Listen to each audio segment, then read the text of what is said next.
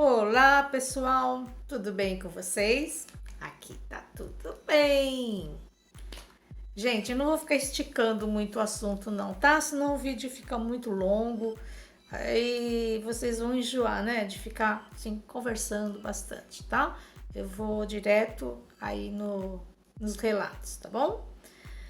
Então, hoje nós vamos assistir assombrado.com.br.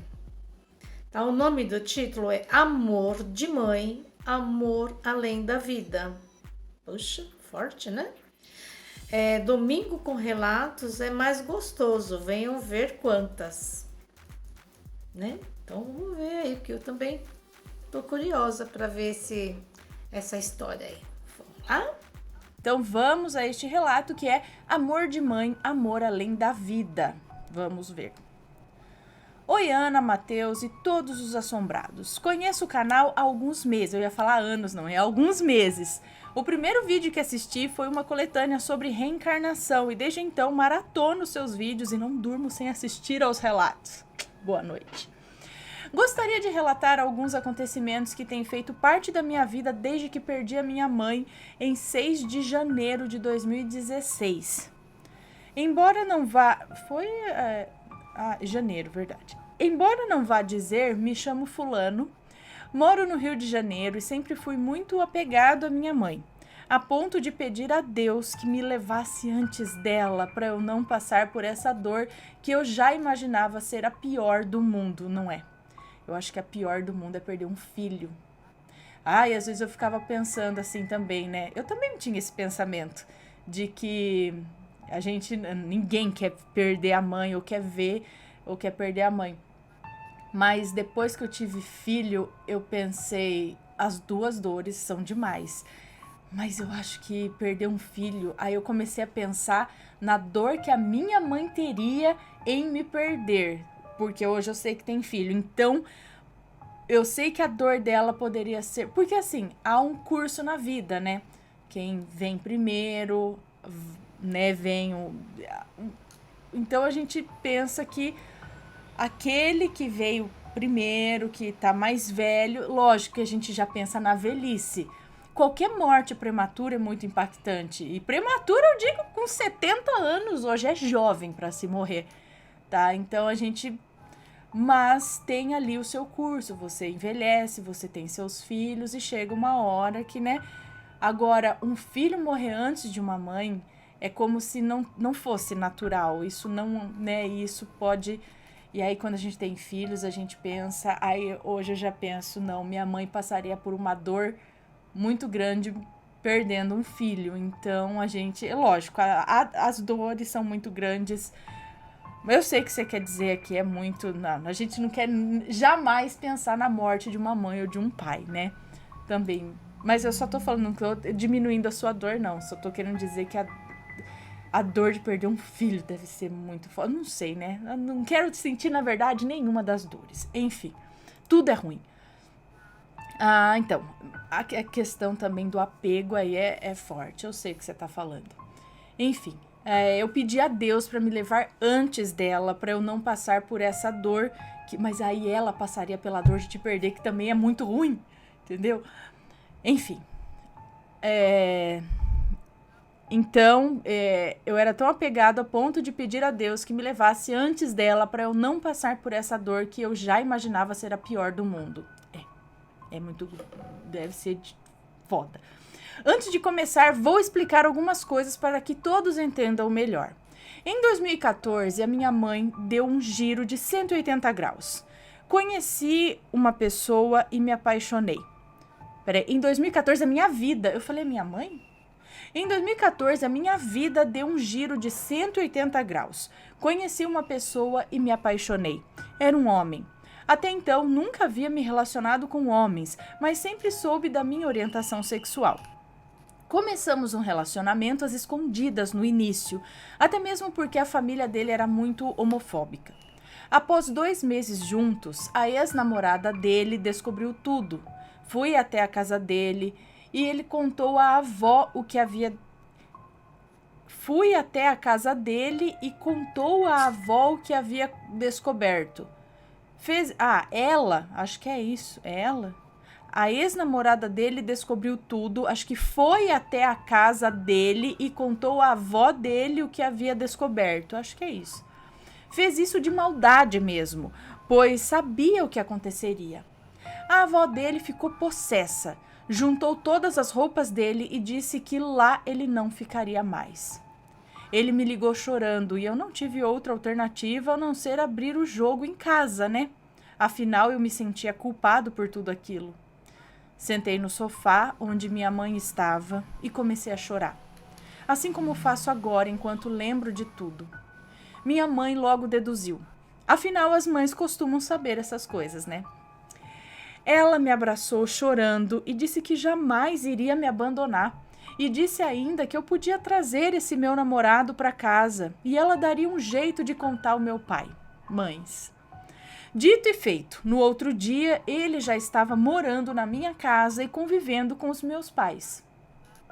Mais tarde eu soube que a minha mãe teve uma longa conversa com meu pai e com o resto da família. Ela contou a situação a todos e exigiu que todos me respeitassem. E graças a Deus eu fui aceito por todos, do jeito que eu sou. Estou contando esse pedaço para que vocês entendam até onde vai o amor de uma mãe por um filho. Ela foi capaz de passar por cima de tudo e de todos para me proteger. Não é qualquer um que aceita um desconhecido em sua casa, ainda que seja em nome de um filho. Realmente. Com o tempo nos mudamos e minha mãe, com medo que eu fosse para longe, conseguiu uma casa perto dela para que eu morasse com o meu então namorado. E assim fomos. 2 anos depois, no dia 5 de janeiro, minha mãe fez uma festa surpresa para mim. Era meu aniversário. Eu tinha brigado com o meu namorado nesse dia. Uma briga boba, mas que fez com que eu não quisesse ir até a minha avó, onde seria a festa surpresa. Minha mãe me ligou insistindo que eu fosse. Eu disse que eu não iria e ela veio me buscar. Antes dela chegar, minha tia, que mora com a minha avó, me ligou e abriu o jogo sobre a festa. Disse para eu ir encontrá-la. Eu fui, mas nos desencontramos no caminho. Quando cheguei na minha avó, minha mãe não estava lá, só chegou depois. Acabei sabendo depois que ela passou mal por tudo aquilo. Resumindo, aquele dia que era para ser feliz ficou manchado.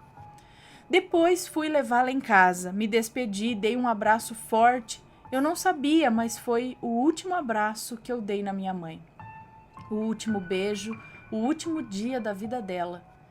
Ela passou mal por minha causa. Não, eu me culpo até hoje por isso. Não. No dia seguinte, acordei com a notícia. Ana, não vou entrar em detalhes porque me dói até hoje lembrar desse dia. Mas foi o pior dia da minha vida, eu imagino. E a partir daí começa o relato. Minha mãe sempre ia até a minha casa me ajudar a limpar. Afinal, 2 homens morando sozinhos, você deve imaginar como era a limpeza. Não se fossem homens como o Matheus, a casa seria um brinco, pode ter certeza. Ana, não vou entrar... voltei aqui. Minha mãe dava um toque feminino, me ajudava nas compras e tudo mais. Depois que tudo aconteceu, eu sentia, no meio da noite, o perfume dela, como se ela estivesse me acariciando o cabelo. Eu ficava consciente, embora estivesse dormindo. Mas não queria abrir os olhos porque eu não queria que aquela sensação parasse. Mas, mais do que isso, coisas inexplicáveis aconteciam. Eu esquecia uma panela de comida em cima do fogão e ao acordar ela estava na geladeira, sendo que nenhum de nós dois havíamos colocado.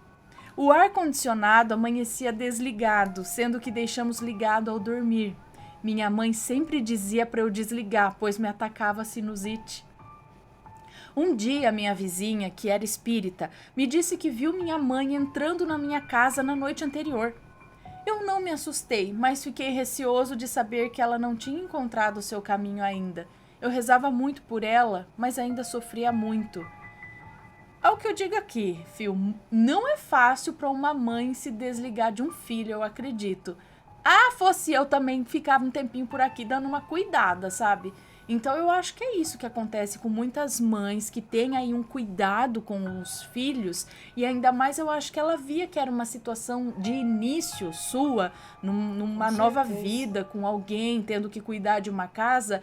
Ela tinha essa preocupação, então ela ficou por um tempo para ajudar. Eu acho que isso é normal de mãe, né? Enfim, continuando. Em uma outra ocasião, uma mulher bateu à porta da casa de onde os meus pais moravam e disse ao meu pai que estava ali a pedido dela, da minha mãe. Ela disse assim: não chore. Ela disse o seguinte: não chore mais por ela, nem sofra por ela. Ela está morando em uma casa atrás dessa, cheia de flores em volta. Ela pediu para avisar que tá bem. Ana, ninguém sabe quem era essa mulher, mas essas palavras me confortaram muito. Tá morando numa casa atrás dessa, cheia de flores? Atrás? Um detalhe importante a ressaltar. Minha mãe e a minha tia, irmãs, eram muito próximas. Vocês já viram a novela A Viagem? Já. Que tinha as irmãs Diná e Estela? Sim. Elas eram assim, minha mãe e minha tia. Se uma tivesse mal, a outra sabia. Era impressionante. E cerca de um mês antes da minha mãe falecer, ela foi até o quarto do meu tio e disse: esse teto tá com infiltração. Se não derem um jeito, pode acontecer alguma coisa. Para ficar mais claro, na mesma casa morava minha tia, o meu tio e a minha avó. É uma casa enorme e a minha mãe estava sempre por lá. Uma noite, já depois do falecimento da minha mãe, aconteceu algo inexplicável. A minha tia, que sempre foi sensitiva, teve um sonho. Nesse sonho, ela via a minha mãe de costas e ela dizia assim: vem, me ajuda a catar as pedrinhas. Acorda para me ajudar a catar as pedrinhas. Nesse sonho, a minha tia via também um homem sem camisa e com uma calça jeans surrada, mas ela não sabia quem era. E toda hora minha mãe falava dessas pedrinhas. Assim que amanheceu, minha tia ouviu minha avó gritando. Quando foi ver, o teto do quarto do meu tio havia desabado e por pouco não o atingiu. Ana, o teto desabou e ele só teve arranhões. Ninguém entende até hoje. É como se o entulho tivesse atravessado ele, sabe? Minha tia logo se lembrou do sonho ao ver os entulhos. Mas a parte estranha vem agora. O meu tio foi começar a tirar o entulho e chamou um amigo dele para ajudar. Quando a minha tia viu o homem que o estava ajudando, ela ficou sem cor. Era o mesmo homem do sonho e ainda estava com a calça jeans surrada e sem camisa, exatamente como no sonho. Naquela hora ela teve a certeza que a minha mãe apareceu em sonho para alertá-la sobre o que estava para acontecer. Até hoje, 3 anos após a morte da minha mãe, eu ainda sinto a presença dela comigo. Resolvi contar esse relato porque ela merece. Onde estiver, que todos saibam o tamanho do amor dela comigo e com meu irmão. Eu sei que existe vida após a morte. Existem coisas que não conseguimos explicar e talvez nunca entenderemos. Mas eu queria só deixar um recado a todos. Amem e demonstrem amor às mães de vocês enquanto vocês a têm por perto. Eu sei que tem muitas que não valem nada, que são pessoas ruins, mas é minoria. Eu hoje não sofro, eu sinto saudade, mas sinto uma inveja tão grande quando alguém diz que vai na casa da mãe ou que a mãe colocou um casaco na mochila ou algo bobo assim, porque eu nunca mais vou ter a minha. Quando a gente perde a nossa mãe, a gente perde para sempre uma parte da nossa história. Quem pode me dizer se eu já tomei alguma vacina ou se sou alérgico a algum remédio? Cuidem bem das suas mães. Ana, me desculpe se ficou longo, espero que tudo tenha ficado claro e que todos tenham entendido. Queria muito que fosse lido num ao vivo e seria legal se fosse o relato principal. Se puder, me responda quando for. Eu tô lendo. Gostaria de assistir. Um beijo a todos. Um beijo pra você, muito obrigada. Eu tenho a sensação que eu já li esse relato, gente, principalmente por esse final. Vocês aí que sabem mais do que eu, me digam. Enfim. É isso mesmo. Mas é o que... Ai, tá bugado aqui de novo. Porque muitas vezes a gente dá valor depois que perde. Aí começa a ver. E que nem ele se culpa, mas é coisa da vida, tá? Sabe? Se não fosse, às vezes, uma chateação, é coisa da vida. Não é que, ai, por sua culpa, aquele dia ela passou mal. Não é, poderia ser por outra coisa. E são coisas da vida. Se ela passou mal por conta disso, é porque ela se preocupava e ela gostava muito de você, mas você não foi o culpado por isso, de maneira alguma. E aí tem de novo aqui esse lance de que quando se chora muito pela pessoa ou não aceita a partida da pessoa, isso prende a pessoa aqui. Não que ela esteja presa aqui por conta do seu apego, mas por conta, acredito, às vezes do apego dela também, né? É o que eu digo, mãe, enfim, mãe é mãe, até depois que foi pro lado de lá, você ainda quer cuidar do lado de cá. Pelo menos por um tempo, até você falar que não, acho que agora dá pra deixar. Ah, eu ficaria. Ia assombrar aqui um tempão, ia cuidar das coisas. Enfim. Deixa eu dar um beijinho aqui. Pessoal. Amor de mãe, né? Amor de mãe é infinito mesmo. Seja aqui ou seja lá na partida, né? Amor é amor. Amor de mãe não tem igual, né? E aí, pessoal? Gostaram? Gostaram aí do relato? Muito bom, né? Que mãezona. Mas aí, é um filhão também, né? Amou muito sua mãe. E a perca de uma mãe é muito triste, né?